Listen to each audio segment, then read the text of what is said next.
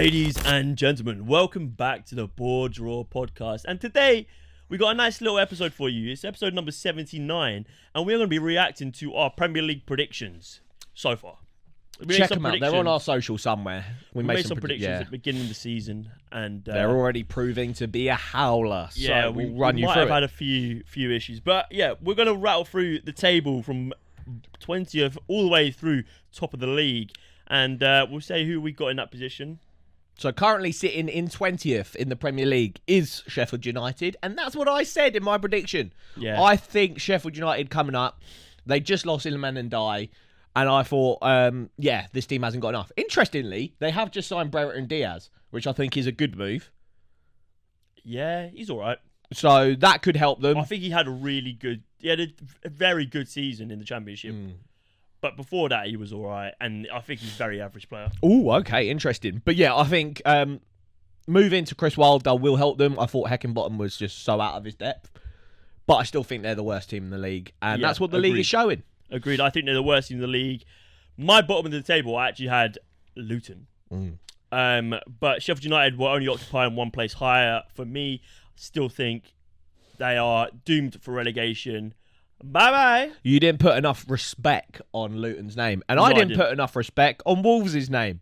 To be fair, a lot of these predictions, the issue is... We made these predictions before Lopetegui was sacked. Before the window was shut, so a lot of teams made some last-minute signings, which we'll talk about when we hit my 17th place team. So really, we can't be held accountable. Yeah, so don't come in the comments and start grilling us. Or do. If you got a problem, suck your mum. So yeah, I've got Luton and Wolves as my other two relegated sides. I've got Luton just missing out, 17th place. And then I had what looked like a really poor Wolves side in 19th place, but they're actually quite good this season. Yeah, I had Luton in 20th, Sheffield United in 19th. And I had one which was almost on the money for a large part of the season in Nottingham Forest in 18th. That's another thing. It's like, we could be bang on if no team was allowed to sack their manager and it just ran that way. But like, you can't account for like teams sacking their manager and getting a new manager bounce or getting more play. I don't know. So it's all fucking shit anyway. Yeah, you had Wolves in 19th. I had them in 17th position. I think that was fair, really. I think they had enough about them under Lopetegui to stay up. They are currently 11th. Mate, are they overperforming? I think, yeah, definitely. But they're performing really well. I like what Gary was doing. Big fan. All right. Should we talk about my first and probably my biggest honker of my entire predictions table? I apologise to West Ham fans. This was before you signed Edson Alvarez. This was before you signed Kudus. I've got West Ham finishing in 17th spot. Sorry, Hammers, mate. Yeah. That's nuts, mate. You just lost sixth. Declan Rice, so I was like, they're done for. Mate, they're 6th. 3 points ahead of Brighton. 5 points behind Tottenham. Oh, dear. Yeah, they're West Ham are flying, aren't they? Yeah. I mean, they're just looking so good. A couple of injuries, though, in the recent FA Cup round. Kudus is AFCON as well. Yeah, so maybe losing Paquetá and Bowen and Mavropanos as well. That's their 3 best players, so it could... And Kudus gone, yeah. Could spiral. Very quickly. Right, in my 16th place, I had... Burnley. Vincent Kompany's Burnley. Yeah. Who currently reside in 90th position. Yeah. Interestingly, we both gave Burnley a lot of credit. I've got them in 15th. And I don't know why. It's maybe because they dominated the Championship so convincingly. But I haven't been sold on them at all in the Premier League. I think it's arrogance at the minute. I think there's maybe they're trying to be brave, or it's arrogance or stupidity. Yeah. For me. They need to really look at how they're playing. Yeah. They picked up a couple of results recently, but for me, I don't see them beating the drop. No, I agree. Okay, so your 16th. My 16th is Everton. They didn't do much in the summer window. Let's not forget this is before the 10-point deduction as well. And yeah, I think they're 17th in the Prem now. I think they'll be in and around that. I think they won't get relegated. I think Dyche is too good a manager. I think they've got too many above relegation level players. So I reckon they'll be fine. But yeah, 17th currently, and I put them at 16th. So yeah, without the deduction, they would be 12th in the league. Jeez. Which is quite a remarkable achievement for someone you had 16th. I had West Ham in my 15th position, where you had Burnley. Yep. Sorry. Yeah, Hammers, you're going to have to just take it with a pinch of salt, mate. You just lost Declan Rice, so we were like, nah, they're done for. And you hadn't done anything, I don't think. This is before they might have signed Kudus and Alvarez. Here comes another one on the money for Roz. That's 2 I've had so far. Crystal Palace currently sat in 14th spot. I had them 14th. I think Hodgson, we've said this on the pod, he'll have stinker, and then have like a couple of decent good results, and then stinker. I think they are just perennially between 12th and 14th spot in the league. I think if they lose Elise in January, that's a problem. Yeah, Elise, and then Eze in the summer, that could be a problem. Gaye's another good shout. So yeah, they've got players that teams will look at, and yeah, I think Crystal Palace could be in for a rude awakening soon. Yeah, I agree. I think they have some big decisions to make. I know Steve Cooper's a name that's been linked a lot. I don't know if it is a forward step, but I don't know if it's the right step. It's a forward step in age, because he's a lot younger. I mean, you're looking at like Bournemouth, who've gone with Iraola, showing some faith in him. Yeah. And he's proven dividends. But yeah, maybe Graham Potter for me. I don't know. Maybe that could be. Yeah, I don't know. But that's a little bit of a stealing from your ex or something, isn't it? Because Brighton, yeah, they're Palace, not boys like that's that. A weird rivalry. But yeah, for me, in my 14th position, I have Sean Dyche's Everton. I think that's about where they might end up. Yep. And then you got one on the money. So you've got 13th in your prediction is Fulham, and that is currently where they reside. Yeah, I think Fulham had a bit of a slow start to the season. Mate, they're more than solid enough to stay well away. And then they won 2 games back-to-back 5-0. And then they had a couple more stingers, and then they beat Arsenal. So yeah, if you're ever in a poor run of form, go to the Emirates. Happy days. I think Marco Silva's a very good manager. Yeah. I think he's done well to deal with the loss of Mitrovic, and I think they'll probably finish the season and maybe a few positions higher than that. Yeah, so I've got Fulham in 12th, 1 above where they currently are. And then you've got Palace in 12th, 2 above where they currently are. And then one that we've both got is 11th place. We've both got Bournemouth, who are currently 12th. Sat in 12th. Yeah. That was quite progressive from us. This was before anybody knew anything about Iraola. This was before a lot of their signings were made. But we backed the Iraola project. And look at us now. 1 place off where they actually should be. Pat on the back. The next one for us in our tables is same as well, yeah. Is something that we didn't see coming. Was Tony banned at this point? I can't remember. No. I think so. Yeah. He missed a few games of the last season, didn't he? Yeah. I think the issue with Brentford, and we said it in our last episode, not last episode, that was the top 6. But yeah, in the one before that, what's wrong with Arsenal, Newcastle and Brentford? Brentford's main issue now, they got too many injuries to key players. And they've got no depth as a result of that. I mean, we can't account for Rico Henry and Hickey getting injured. They're starting fullbacks, and I think that's taken a massive toll on what's going on at Brentford. I mean, this is obviously before AFCON's fully kicked off, so Burmo's not actually missed any games. Yeah, from AFCON, yeah. But he's injured. Yeah, so they've got an injury crisis, but they're currently 16th in the Premier League, which for Brentford, a team that we've said have come up and kind of cemented their place in the Premier League. Bought shrewdly. 16th is worrying when we both had them 10th. So, yeah, Brentford, let us know in the comments.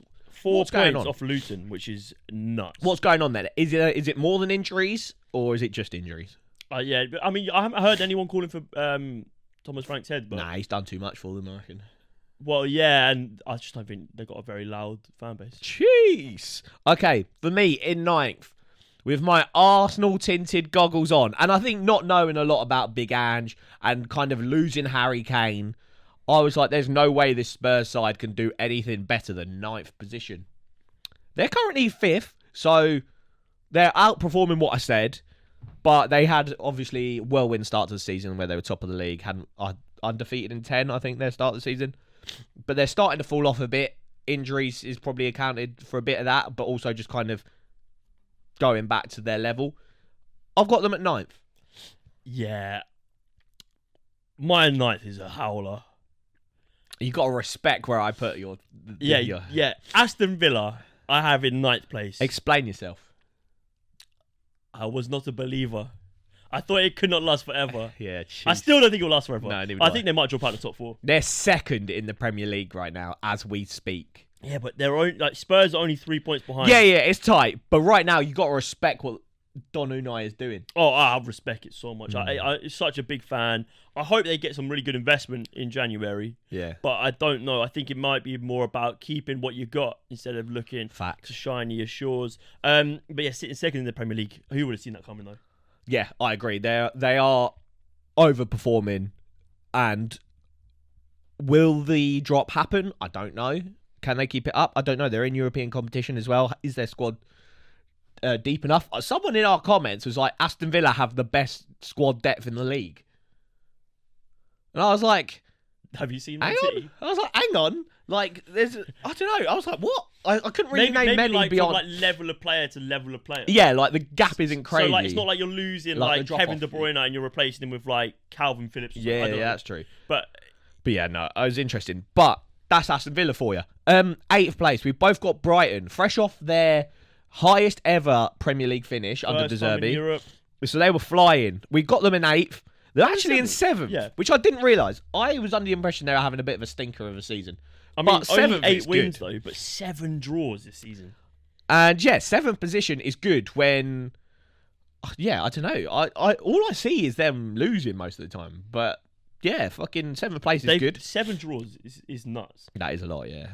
I mean, But that's a pretty consistent kind of grouping. 8 wins, 7 draws, 5 losses. Not that many losses. So, yeah, happy days for Brighton. We were close. We both had them in 8th.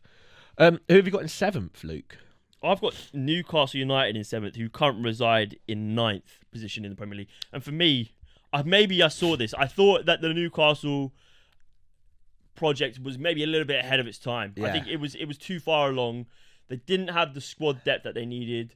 That's been proven to be true. I might as well get mine in there. I've got them at 6th. So we both thought they'd go out of the Champions League. So that kind of echoes your point that we both thought that they were a bit ahead of the project and that once they had Champions League football... It was going to be too much. Yeah, they would drop off a bit. 9th, though, we didn't expect the drop-off to be that heavy. I think that's a result of a fat injury crisis. The crisis and is... Tonali also being their star signing of the summer. Yeah, the crisis and is crisising. He couldn't keep his hands off Sky Bet. Jeez, me neither. But yeah, I think 7th is probably whereabouts they might end up. Yeah. And I don't think that's a bad season for Newcastle. I mean, obviously it's disappointing, but it's not a bad season. You're still there. You're still fighting away for a top. I top think 4 the place. sad part for them is just how poor their Champions League run was. I know they got that win against PSG, but to finish bottom of their group is, I think, for them... After a good start as well. Yeah, exactly. You You can't, can't- at the San Siro and then thrash PSG. smash Yeah, you PSG can't at the do Parc des that. Princes, And then, yeah. Anyway, in 7th, because we skipped my 7th to add Newcastle. In 7th, I've got Chelsea. I don't know. So could anyone have predicted it to fucking be Graham as Potter. bad? Yeah, Graham Potter was in the manager spot when... Was he? Yeah. No, it was Pochettino. What? Yeah, How long has because he he done been this going? after pre-season, and he was in there for pre-season. Was he? I don't even know anymore who's managing Chelsea. I think we did these predictions like the week before the season started. But yeah, we thought they'd be all right, but not that good. I thought he had a really good pre-season and went to the US, shows a lot of promise with some of the like attacking moves they were making in their pre-season games. Just goes to show you can't bet on pre-season. Don't bet on the early kickoff. These are old they're tales 10th. that speak true. They're 10th Mate, they and it stink, Yeah. and I hope they get relegated. Same, but it is what it is. Who you got in 6th? Spurs. I got Which Tottenham in is 6th. close to where they are, yeah. Yeah, I mean, they're 5th. Yeah, they're all thereabouts. I think it's going to be... no one expects them to do what they did at the beginning of the season. They were running away with the league almost. Had a bit of an injury crisis. Lost Romero to some silly red cards. Lost Maddison, Basuma at the same time. They've now lost Son and Basuma to AFCON and the Asian Cup. Van der Ven to a bad injury. Madison to an injury. So it's been a little bit of a wobble, but they have sort of... They've taken it in their stride, yeah. Yeah, and they had a few dodgy games and a few games where they were lucky to come away with some points. But for me, I think there's real positivity around Spurs, and I wouldn't be surprised to see them finish in the top 4. Jeez. Okay, this is another one that I'm going to pat myself on the back for. No one's predicted Aston Villa to get top 4, but I got them in 5th. They're currently in 2nd. I think they will, like we said, fall out of the title race. But I saw what Unai Emery did towards the end of the last season. And I was like, this guy he'll get you, and he'll get you buying into the project. And yeah, I think the Aston Villa project is flying. I think they got a lot of players that maybe like Arsenal last season that were performing out of their skin. Villa have got a lot of those kind of players at the moment. Ollie Watkins, Douglas Luiz, John McGinn, centre backs, Ezri Konsa, Carlos, Pau Torres. All these players are performing out their skin right now. Will that last all season? I don't know. But right now, they're loving life. They're in second place. I had them fifth. Joint fourth in our leagues, we actually both had Manchester United, who won the Carabao Cup last year. Frankly stink. We thought there was going to be improvement. And they got final of the FA Cup. Ten Hag had a good first season. Was it better than Arsenal's? There's one for we've asked this. I don't know. It's but, not looking like it right now.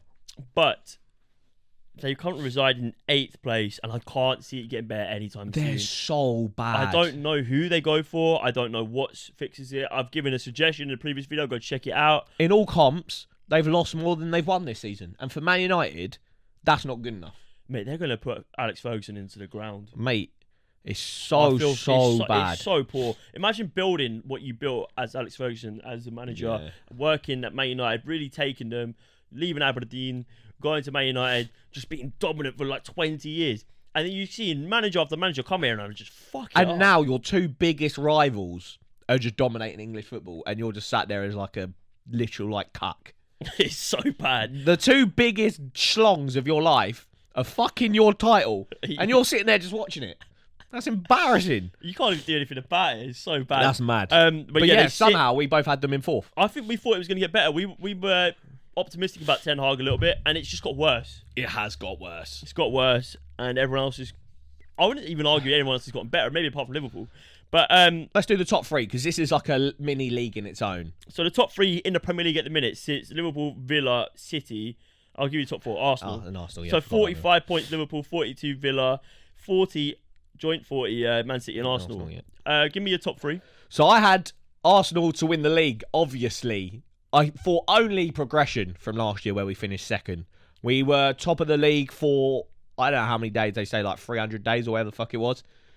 Top of the league the whole season. I thought this year, with the signing of Declan Rice, there is no way we bottle it like we did last season. Turns out we're bottling it earlier. So yeah, I've got Arsenal top, Man City second. I thought it was going to be an Arsenal and Man City title race. Liverpool not really even involved, and Liverpool in third. Turns out I was wrong. I was a little bit more right, and I think this might be how the season ends. I think it might be. I have Arsenal in third, where they currently reside, joint third. Yeah. I have Man City in second.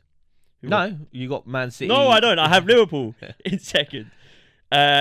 Who currently lead the Premier League. And I believed a little bit in some of their signs. I really like... Luke's hedging his bets. So he backs Liverpool now, but then if Man City win, he's got it in his predictions. So Luke's just hedging his bets. Yeah. But yeah, Man City, I think they're literally going to go... How many games have we got?